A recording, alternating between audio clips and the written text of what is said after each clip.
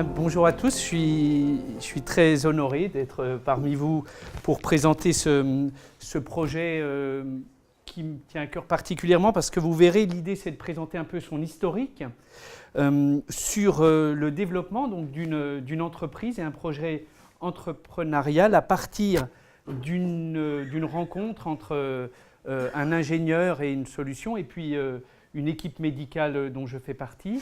Et l'idée et le contexte qui a été présenté tout à l'heure, c'est le contexte général des accidents vasculaires cérébraux, à la fois ischémiques et hémorragiques. Et une des barrières pour l'accès au cerveau par l'intérieur des vaisseaux, par voie endovasculaire, c'est l'arche aortique.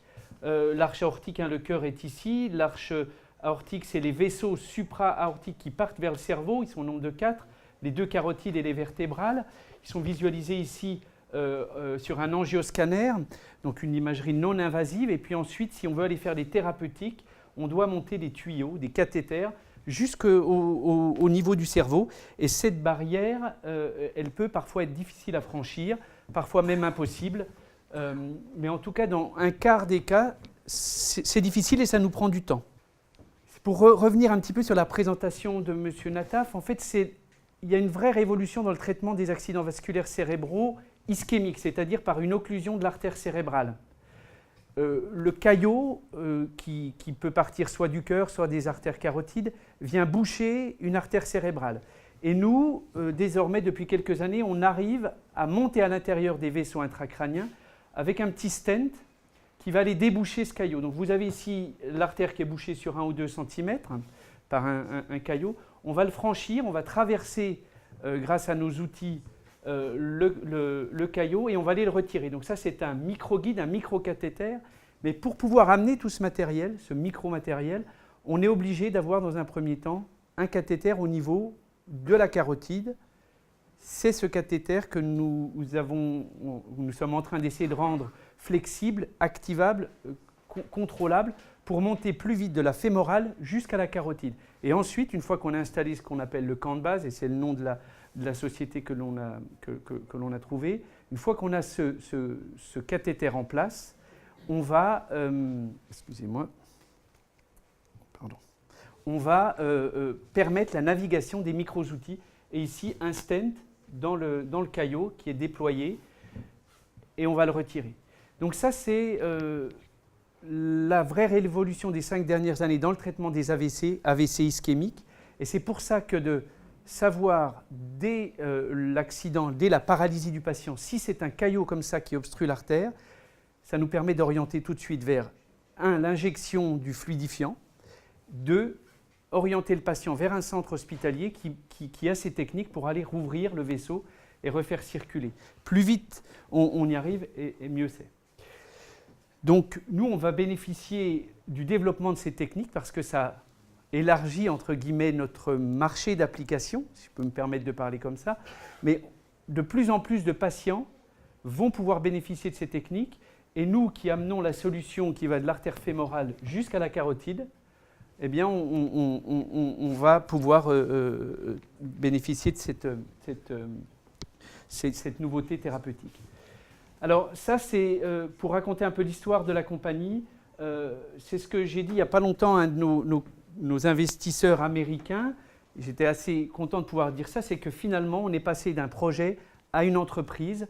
Et c'est un chemin qui est difficile parce que vous voyez que ça, c'est le CABIS, donc l'extrait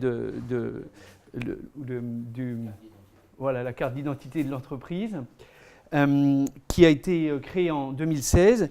Et puis ici, c'est l'email qu'on a échangé en 2006 avec le professeur Jérôme Sévésic, donc de l'UPMC, de l'ISIR, que certains d'entre vous connaissent peut-être, où il disait, ben voilà, j'ai une bonne nouvelle pour notre projet, on va avancer, etc. Pourquoi ? Parce que l'invention qui est à la base de l'entreprise, c'est un brevet UMPC CNRS. Et maintenant, on arrive vers l'innovation. Donc, c'est deux versants. Un brevet, un article sur lequel vous travaillez, qui font partie de la recherche fondamentale, voire de la recherche appliquée. Et bien ensuite, si on veut créer une entreprise, l'objectif, c'est de vendre à quelqu'un, donc c'est d'avoir quelque chose de commercialisable avec un chiffre d'affaires. Et cette transition, elle est difficile, elle est parfois longue. C'est ce que je vais essayer de vous exposer. Donc l'idée, c'est ce développement expérimental, c'est cette transition qui est la charnière où la SAT-LUTEC est intervenue pour nous permettre d'accélérer ce transfert de technologie. Ici, c'est la technologie. L'idée, ça part d'activateurs à mémoire de forme. Et ça, c'est un brevet de fabrication qui permet de maintenir les activateurs sur une tige qui est le guide. Et lorsqu'on met du courant et qu'on chauffe, ça contracte comme des muscles et ça permet de donner une forme à un guide et peut-être à terme des formes plus complexes qui vont nous permettre de naviguer dans les tortuosités.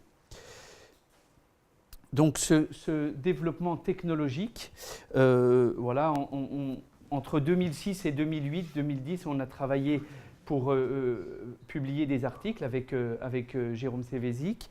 Et puis le dépôt en 2011-2012 d'un brevet. Et ensuite, le travail de la SAT-LUTEC a été dans un premier temps, lorsqu'ont été créés ces SAT 2012, je crois, de voir les portefeuilles de brevets, dont ceux de l'UPMC, et de faire certaines analyses de marché qui ont permis de voir un petit peu quelles pourraient être les applications potentielles médicales.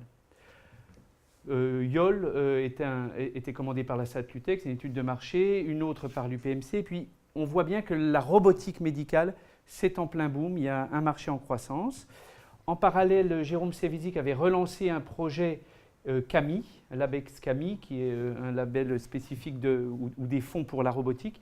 Et en 2013-2014, il a pu recruter un ingénieur, Jean-Baptiste Cazeneuve, qui est maintenant un des membres fondateurs, et c'est lui qui a fait revivre finalement le procédé de fabrication, refait les prototypes, etc. Pendant cette année 2014, on a repris les contacts avec Jérôme, et puis on s'est dit que si on voulait pouvoir vraiment développer notre projet, mais maintenant il fallait que ça passe par un projet entrepreneurial. Et c'est là que la SAT-LUTEC est intervenue pour maturer. Donc maturer, ça veut dire dérisquer notre projet, essayer de le rendre plus conforme à une arrivée sur le marché.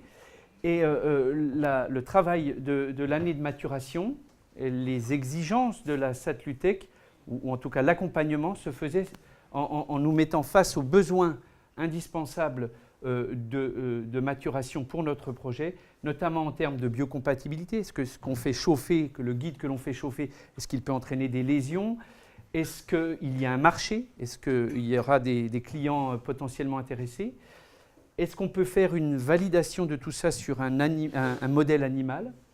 Et puis continuer d'améliorer, notamment par une ergonomie, une interface homme-machine pour pouvoir contrôler ce guide.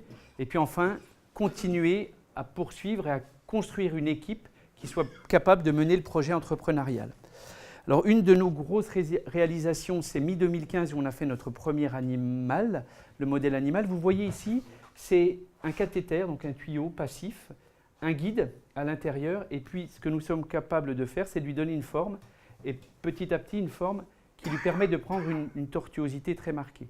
Alors notre objectif, c'est d'aller là-haut, mais là pour tester des conditions encore plus sévères, on descend dans l'artère mammaire interne qui présente des angulations très marquées, et puis on arrive à faire prendre une courbe que normalement un cathéter passif ne peut pas prendre, il est tout droit. Et là on arrive à modifier la forme de ce cathéter pour lui faire prendre des virages, vous voyez, virages à 180, même plus 360 degrés. Une fois la phase de validation de cette preuve de concept, à la fin de l'année maturation, donc fin de l'année 2015, toujours en parallèle avec la SAT, c'est l'idée de créer la compagnie et de se lancer vraiment. Pour ça, il faut continuer de lever des fonds. Donc, c'était l'objet de réunir une équipe qui soit capable de présenter un projet qui puisse lever des fonds. Premier fonds d'amorçage, c'était encore une subvention, c'est-à-dire de l'argent qui est donné sans que l'on ait à le rembourser. Donc, ça permet dans le domaine des biotech, qui sont des investissements très lourds, et c'est quand même des sommes conséquentes pour amener un dispositif, parce qu'il y a tout un processus pour aller jusqu'à l'étude humaine et le marquage CE. C'est des montants conséquents. Donc, on a réussi à lever encore 200 000 € supplémentaires pour un apport de fonds propres de la compagnie. Et on continue l'amorçage avec cette fois-ci l'objectif de la compagnie de se développer, donc d'obtenir ce qu'on appelle le design freeze, c'est-à-dire le prototype finalisé, concevoir une stratégie de marquage CE, c'est-à-dire se mettre aux normes autant au niveau de l'entreprise qui conçoit le prototype que le prototype lui-même, qu'il soit intégré dans des normes, et puis ensuite réaliser une première étude chez l'homme, first in man, obtenir un marquage CE, donc l'horizon est dans 1 an à peu près, et puis ensuite poursuivre le développement vers une commercialisation. On ne peut vendre que lorsque l'on a un marquage CE, et après ces ventes, essayer de se développer à l'international. 510K, c'est le marquage CE américain, passer à d'autres indications et avoir d'autres prototypes plus complexes. Alors, ça c'est le projet entrepreneurial. Ce projet, il s'insère aussi dans un projet un peu plus vaste que l'entreprise seule, un projet plus vaste au niveau académique à la Fondation Rothschild dans le service où je travaille, et également de collaboration avec des équipes de l'Université Paris-Est ou l'ESSIer, que certains ou certaines d'entre vous connaissent. Hugues Talbot m'a dit qu'il vous connaissait. L'idée, c'est de continuer de travailler, et peut-être ça peut intéresser certains d'entre vous, à modéliser également les structures dans lesquelles on va naviguer, c'est-à-dire la crosse de l'aorte, éventuellement les différentes angulations, parce que vous avez vu qu'on doit prendre des chemins tortueux, donc ce passage, cette ligne centrale, on peut la modéliser pour aboutir à terme, éventuellement avec des constructeurs qui nous donnent les rayons X et l'imagerie, de pouvoir insérer cela dans une imagerie avec de la réalité augmentée. Une des difficultés que vous voyez, c'est que les crosses de l'aorte, ça c'est une imagerie scanographique. Les crosses de l'aorte sont extrêmement tortueuses. Ici, c'est un patient sain, c'est assez facile, c'est relativement droit. Dès que ça devient plus compliqué, il y a des tortuosités extrêmement importantes. Donc notre idée, c'est de travailler sur modéliser ces tortuosités, mieux les comprendre pour pouvoir développer aussi, optimiser notre cathéter. Et puis également, à terme, arriver à ce type d'imagerie. Donc ça, c'est un article que j'ai publié il y a déjà quelques années qui nous permet... Ici, c'est un cathétérisme en rayon X. Vous avez une imagerie plane et vous voyez nos cathéters qui sont en train de monter avec des guides et des cathéters. Ils montent sur rayon X. Ici, c'est une première version de visualisation de l'imagerie non invasive et de la navigation sur cette image préacquise, image endovasculaire, sur une modalité non invasive pour déjà programmer notre chemin. Donc enfin, pour conclure, le projet entrepreneurial, c'est la rencontre entre un besoin médical, en tout cas dans le domaine de la santé, et puis des technologies qui sont disponibles bien souvent dans la recherche fondamentale universitaire française ou internationale. Passer de l'invention à l'innovation, donc à quelque chose de commercialisable. L'importance de la propriété industrielle ou intellectuelle qui est fondamentale parce que c'est un des actifs principaux de l'entreprise. Tout ça, c'est possible que s'il y a des débouchés commerciaux qui peuvent intéresser soit les partenaires, soit les investisseurs. Donc il faut avoir quelque chose à vendre, mais il faut avoir des personnes à qui le vendre, et puis également trouver des marges entre un coût de production et un coût de vente. Tout ça pour entreprendre. Voilà ce que j'espère que vous aurez envie de faire pour certains d'entre vous. Voilà, merci beaucoup.